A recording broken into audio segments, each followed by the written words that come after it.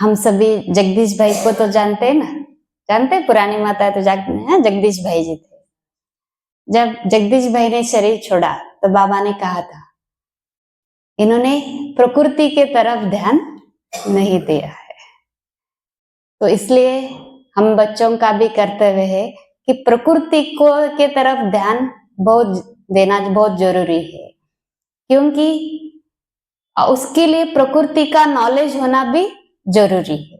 क्योंकि बाबा ने मुरली में कहा था, सिर्फ आत्मा का ही ज्ञान है, संपूर्ण ज्ञानी उसे कहा जाएगा। आत्मा के साथ साथ प्रकृति का, शरीर का भी ज्ञान होना बहुत जरूरी है। तो एक बार हमको अपेंडिक्स का बहुत दर्द हुआ था, तो हम ऐसे ही चलते थे, 2 बार खाना खाना, ये करना सब कुछ।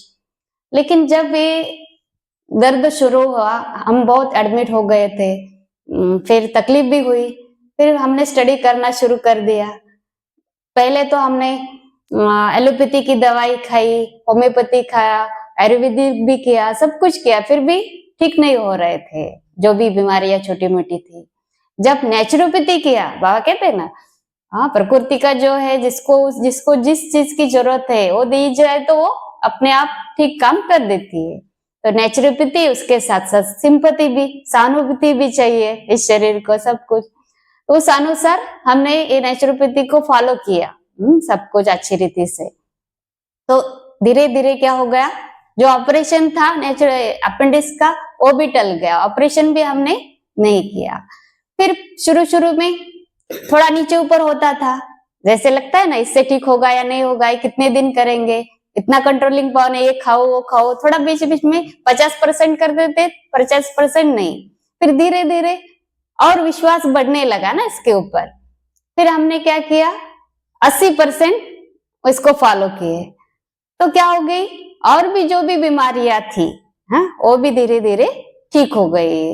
एक बार शरीर में गांठ हुआ था, तो डॉक्टर ने बोला था कि आपको ऑपरेशन करना ही पड़ेगा। मेरा मन कर रहा था कि नहीं, ऑपरेशन में नहीं करूंगी। फिर हमने सिर्फ 8 दिन बीट रूट के जूस पर रहे, सिर्फ 8 दिन, 80% गांठ मेरी पिघल गई और ऑपरेशन भी नहीं किया। फिर उसके और भी विश्वास बढ़ गया।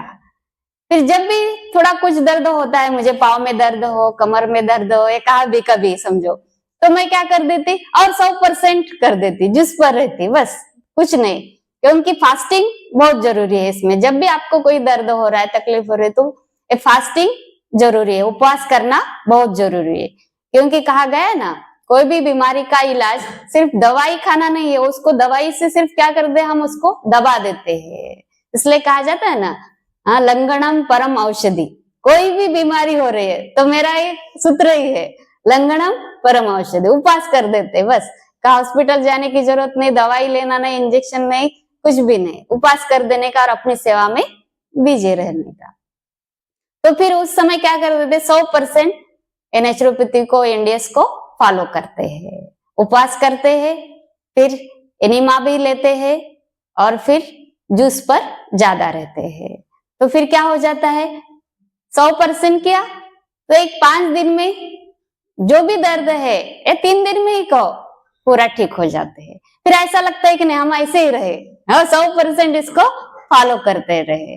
क्योंकि शरीर भी हल्का, आत्मा जैसे हल्के, तो शरीर को भी हल्का रखना है। फिर योग में जब बैठते हैं तो शरीर का दर्द अपनी तरफ नहीं खींचता है, तो ऑटोमेटिक आत्माभिमानी बन जाते। जैसे इंडियस में जिग्नेश भाई कहते हैं ना, कि हमको योग लगाने की जरूरत नहीं पड़ती है, ऑटोमेटिक योग लग जाता है। क्योंकि आत्मा कैसे हो गई, अशरीरी बन जाती है ना, उस समय शरीर का दर्द नहीं रह जाता। तो इस तरह से अभी भी हम जो आए हैं, हमको तो अभी कोई रोग नहीं है, बीमारी नहीं है। हम यहाँ आए कौन से उद्देश्य से आए हैं, कि हमको जो यहाँ सिस्टम चल रहा है, जो सेंटर है, उसको विजिट देने के लिए, यहाँ का सिस्टम के बारे में जानने के लिए, कैसे मैनेजमेंट करते हैं, वो सब देखने के लिए हम आए हैं। चलो आसपास का भी कुछ देखना होता है, सेंटर भी जाएंगे, वहां बहन जी से मिलेंगे, सबसे मिलना होगा, इस हेतु से हम यहाँ आए हुए हैं। अच्छा, आपसे भी मिले हमको बहुत अच्छा लगा। हाँ, सबसे मिल करके गुजराती मुझे तो वैसे बोलते हैं, मैं कहा भी जाती हूँ ना, मेरी तरह एक गांधीनगर में एक बहन है। सभी मधुबन में जाते तो गुजरात की बहनें बोलते आपकी तरह एक बहन है, आप वही वो क्या बोलते हैं सभी मुझे। जब से मैं सरला दीदी थी उस समय भी एक बहन ने बोला था, मैं मिलाती हूँ उस बहन से बोल के।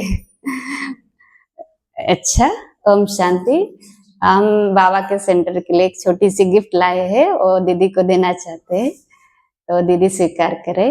और हम सोलापुर से है, वैसे मना हम जहाँ रहते हैं ना वो तुलजापुर है, जैसे अंबाजी का देवी का मंदिर है और तुलजापुर में भी बहुत बड़ा मंदिर है। 10 लाख लोग आते हैं दशहरे के समय, नवरात्रि के समय लाखों लोग आते हैं वहां। तो वहां बाबा का संदेश देने की सेवा है, ऐसे है, तीर्थ स्थान है बहुत बड़ा वो भी।